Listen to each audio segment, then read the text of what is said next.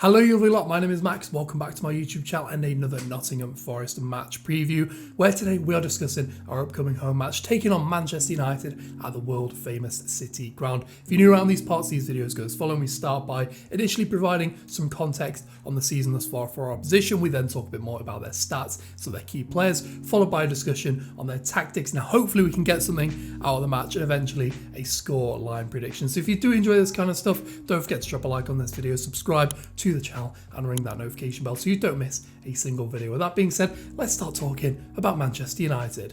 So as we usually do, we'll be starting by providing some context to the season for Manchester United, and the reverse of this fixture was actually our first match back from the World Cup, a 3-0 win for Manchester United at Old Trafford. And since then, Manchester United have gone on to play 27 games in all competitions, winning 19 of them and losing just 3 times, winning the EFL Cup against Newcastle back in February, reaching the semi-final of the FA Cup and the quarter-finals of the Europa League. Although I think it's pretty fair to say that Manchester United's form has dipped ever so slightly over the last couple of months. Their last 5 league games have seen them just pick up 2 wins, including pretty heavy losses to top 4 rivals Newcastle United and Liverpool. And like I say, those games are coming thick and fast. To give you some context, like I said, they've played 27 times since the reverse fixture. We've played just 18 games in the same time period, and that's really taken a toll on the squad in terms of injuries and suspensions. They're potentially going to be missing the likes of Rashford, Martinez, Varane, Garnacho, whilst players like Eriksen and Casemiro haven't played too much in recent weeks due to injuries and suspensions respectively. But I would be remiss if I didn't say that they are one of the best teams in the Premier League at the moment. Of course, they won 3-0 at Old Trafford in the reverse fixture in a game in which they generated 2.2 expected goals against our 0.8, took 17 shots to our 8, and generally did a great job at suffocating us, preventing us from really breaking out and creating anything. And Rashford was deservedly the man of the match on the day, getting a goal and an assist. He's already netted twice and got an assist in 3 games in all competitions against us this season, and the missing of him being injured for this match is pretty big blow for them, but actually a good sign for us because he has torn us apart on the 3 occasions they played us this season. So that being said, let's start switching things over and start talking a bit more about the stats in a bit more detail, talking about Manchester United's attack and their defence. Going forward this season, United's attack has been good, not incredible, but still pretty good. They've scored 44 goals in the league this season, the 8th highest tally in the Premier League, from an XG of around 50, which is the 6th highest in the Premier League, all from the 5th most shots generated over the course of the season. And of course, the biggest thing you can infer from that is the fact that Manchester United have drastically underperformed against their expected goals. Only 5 teams, in fact, have underperformed their expected goals more than Manchester United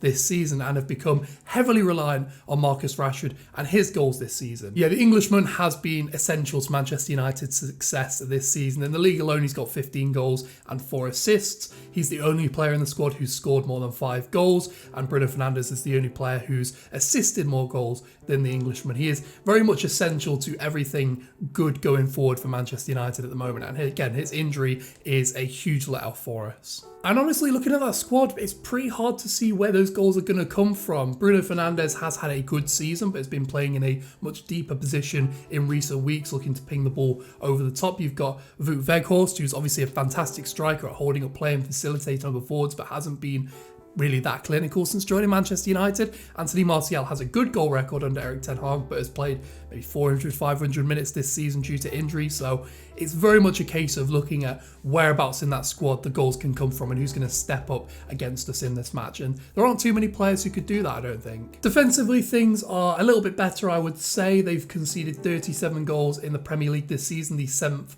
least conceded, the 7th best record in the Premier League this season, although it's worth remembering that 7 of those, of course, came in that recent defeat to Liverpool, which was very much a freak result, and they pretty much fall more or less in line with the expected goals conceded that you would expect. But with that being said, the defence in the midfield of this team is still very much a project. It's still under construction. If you're looking at that back 5, including the goalkeeper, I'd say the only players who have really a long-term future in that back line are Luke Shaw and Lisandro Martinez. Casemiro has been really good in the defensive midfield department, but has definitely got his weaknesses and has missed large stages of the season due to suspensions. Eriksen's good in that midfield, but again, injuries have sort of plagued him from being able to put together substantial minutes this season. It is still a project defensively and in that midfield, and really going forward as well, but especially in that defensive area. And I would expect Erik ten Hag to make some big moves in the summer, looking at a right centre-back, maybe another right-back as well, potentially a ball-playing goalkeeper as well.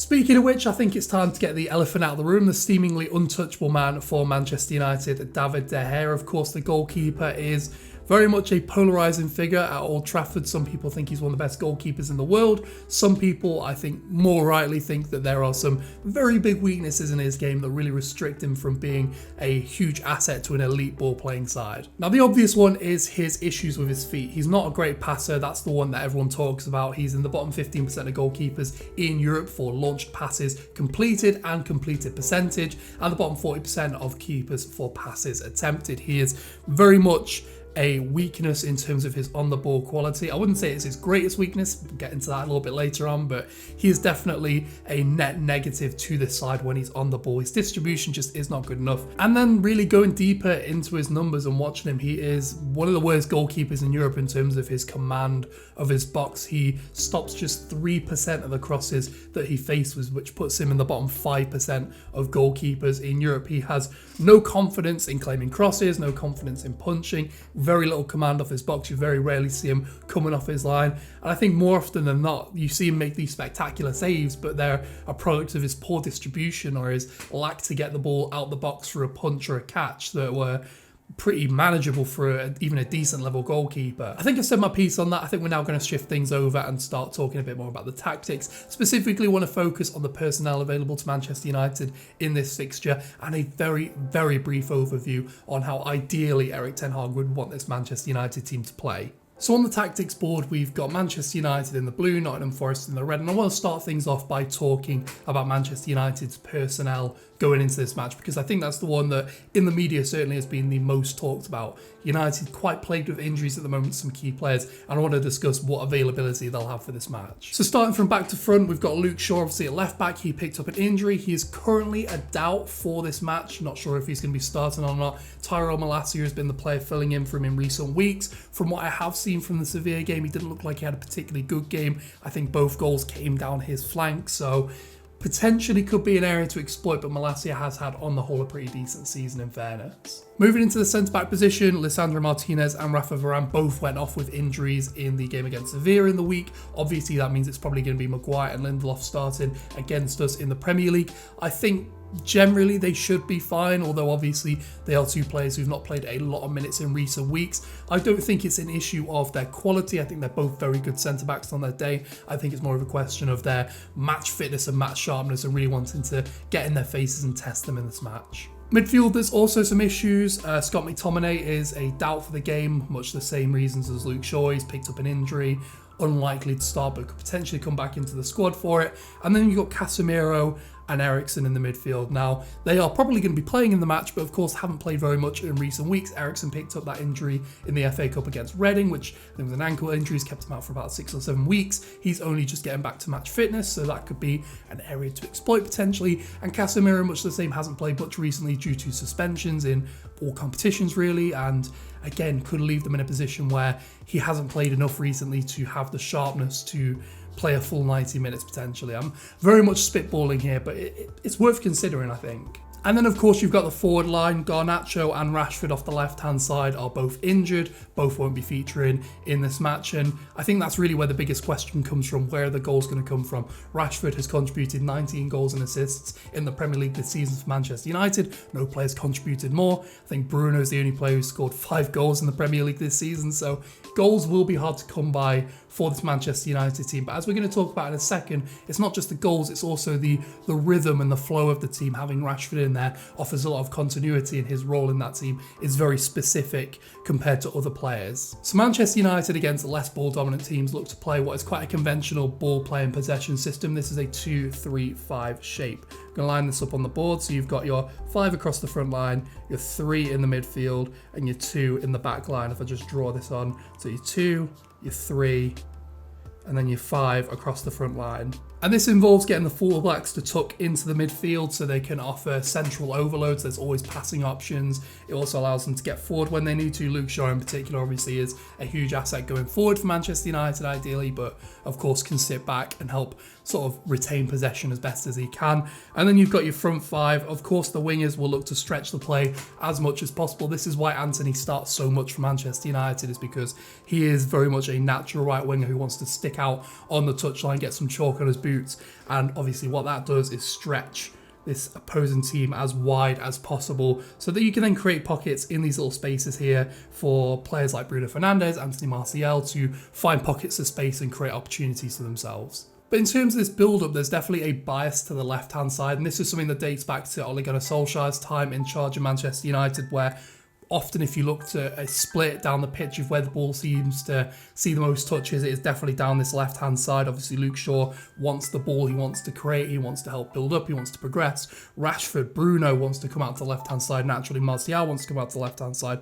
It can leave them very much able to overload this left-hand side, which what this does will suck over the block of the defensive team, which allows them to very quickly then switch the ball out to the right hand side to the players like Anthony, Wan-Bissaka, who maybe aren't as confident in possession but are players who can run out and be direct attacking threats to an opposition team, and obviously leaving that much space in this area to attack when you shift the block over is one of the best ways they can create space and opportunities. So you're probably asking, Max, what can we do to actually effectively counter this Manchester United team? Because they certainly look on paper like they can do the job of a modern possession-based team. But I think what Manchester United really struggle with is their ability to retain possession in central areas. They don't have much control in matches. It is very much looking for these mini transitions in high areas where they might surrender possession in these sorts of areas, turn the ball back over quickly and then get themselves a goal scoring opportunity,